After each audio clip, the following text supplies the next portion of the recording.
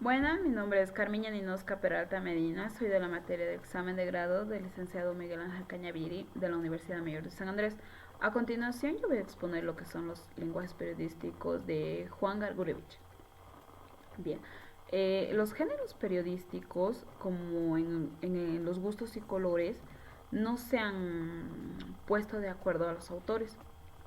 Los dos géneros clásicos de la tradición anglosajona, story, denominado también periodismo informativo, que consiste en el puro relato de los hechos, y comment, periodismo de opinión, que abarca todo lo que escapa de la rigurosa descripción.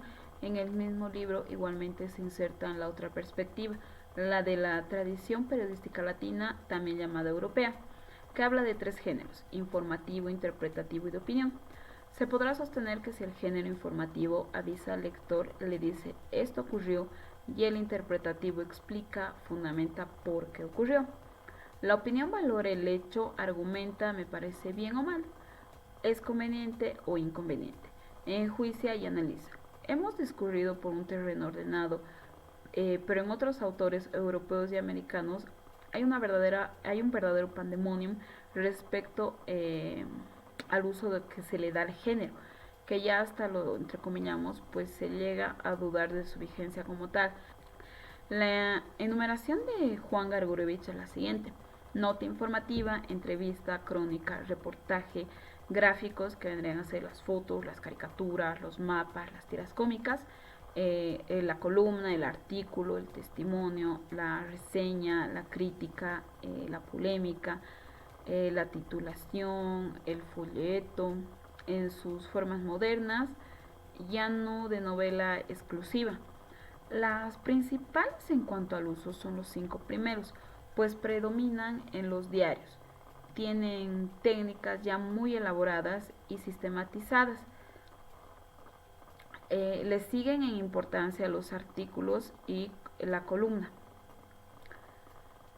Bien, los híbridos demuestran que el dinamismo y talento creativo se niega a ser fijados en fórmulas invariables. Así también se encuentran textos que combinan varios géneros y cuyas virtudes dependen del talento del redactor. Entre esos textos que combinan varios géneros estarían los de nuestro poeta genial, como lo veremos más adelante, hasta la sociedad. En cuanto a algo clave de la cita anterior, leamos lo que dice el cubano Julio García Luis. En el periodismo, al igual que en la vida, menudean los híbridos. Al mismo autor, al referirse del concepto general del artículo, lo identifica como una familia de género y acota: resulta curioso e incluso simpático observar que no hay dos textos de periodismo que coincidan en cuanto a las fórmulas empleadas para clasificar estos géneros. El español Martín Vivaldi habla de géneros ambivalentes y en este rubro pone a la dichosa crónica, que vale un tanto relato de hechos noticiosos y en cuanto que juicio da el cronista. Un buen resumen final nos lo ofrece un investigador que es Harold Hoffman, quien en su artículo Géneros periodísticos, algunos aspectos prácticos de la teoría de los géneros, concluye en forma inmejorable. 1. La noción de los géneros es una abstracción. 2. La definición de los diversos géneros no constituyen recetas de buen periodismo. 3. No es de extrañarse que en los diversos materiales periodísticos figuren elementos típicos de varios géneros. Los géneros periodísticos no son formas rígidas, se caracterizan por una considerable estabilidad, de modo que puede clasificarse de instrumentos, pertrechos o armas del periodista. Bien, César Vallejo informa sobre todo lo que pasa a su alrededor, pero no fue un mero informador, pues siempre opinaba y su inmensa y limitada cultura le permitía hacer uso de variantes y con constancia que enriquecían la enjundia de su escrito. Como resumen teórico pertinente, utilizamos el de Julio García Luis. El artículo se orienta o analiza, comenta y enjuicia determinado hecho o problema, que puede ser un acontecimiento político de actualidad, un asunto histórico, un tema de carácter teórico un suceso de importancia económica o social, o una obra o novela cualquiera del mundo del arte y de la literatura. En este articulismo pertenece al género de opinión, como dice el mismo autor. Se ubica entre las labores periodísticas de mayor complejidad y existencia, tanto en el orden cultural como en el de la especialización de la profesionalidad. Ubicamos la obra de nuestro bardo, igualmente estamos de acuerdo con el periodista y profesor cubano, como dice que ser articulista supone un grado superior de inmadurez y de responsabilidad política profesional dentro del periodismo. Bien, Vallejo en sus artículos, en los que veremos a continuación, según nuestro punto de vista, los tres géneros que también tipifica Francisco Aldunate: el informativo, el interpretativo y el de opinión. Pues en efecto, Vallejo avisa al lector, le dice esto ocurrió y en género informativo, y a la vez le explica y fundamenta por qué ocurrió. El género interpretativo, al mismo tiempo que valora el hecho. Argumenta, me parece bien o mal, es conveniente o inconveniente, enjuicia y analiza, es decir, este es el género de opinión. El análisis de Vallejo como articulista preocupado por el tópico policial, pues ya veremos que el autor no se queda en la crónica roja, sino que también utiliza el tema para develar la hórrida miseria de una sociedad cuyo maquillaje se rescabreja con los crímenes y la sangre que corre a raudales. El periodismo científico es también práctica de los artículos de Vallejo. Bien, lo que hacía César Vallejo era refutar un artículo escrito por el propio Poincaré contra el sistema de trabajo de Estado soviético, redactado por el dirigente burgués, por cierto, sin tener la menor idea del sistema de trabajo bolchevique, y movido solo por el temor que le producían los textos de la creciente edificación socialista del Soviet, y más que todo temeroso de que sus triunfos renuden de un día a otro a una revolución bolchevique en Francia. Hacía una poética, la estética a través del periodismo. Muchos fueron los artículos dedicados por Vallejo a la interpretación del arte y de la literatura de su tiempo. De aquel periodo también Uburriemo, que fue el de entreguerras. No cabe duda que la lectura de la obra periodística de nuestro Bate es una suerte de atalaya para el cabal de adelante, y en esas por momentos marañas inextricable de entre los años 20 y 30, en plena época de la efervescencia de los vanguardistas y de tantos y tantos espejismos de nuestro autor, nos ayuda a decodificar. Bien, en primer lugar hay que pensar en la formación del artista y su capacidad para comunicarse con un público a través del periodismo, pero sobre todo en la claridad de sus conceptos y en que al defenderse o delimitar lo que es y lo que no es literatura, nos hallamos frente a alguien que ejercía el oficio de creador y que, por lo que tanto permanentemente en forma expresa o táctica, se debía estar refiriendo a su propia obra, a su tarea y oficio de creador en medio de un mundo en el del capitalismo de la burguesía, ciertamente hostil a las manifestaciones genuinas, auténticas. Aunque aparentemente corteje el artista o lo endulce para tenerlo en realidad domesticado para convertirlo en su bufón.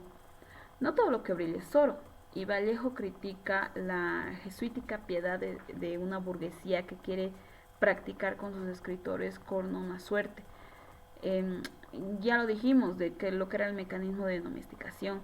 Él cita a artistas como Carl Sandburg y Pierre Hamp, que repugnan la piedad por creerla nociva al libre desarrollo del espíritu creador. Se trata, lo dice el poeta y lo practica, que los escritores padecen un grave error al pretender ganarse la vida exclusivamente con la pluma y no en otro oficio o actividad. El punto de vista es fascinante y vale la pena citarlo en su integridad. Vallejo, por ejemplo, practicaba el periodismo y de eso vivía, o malvivía.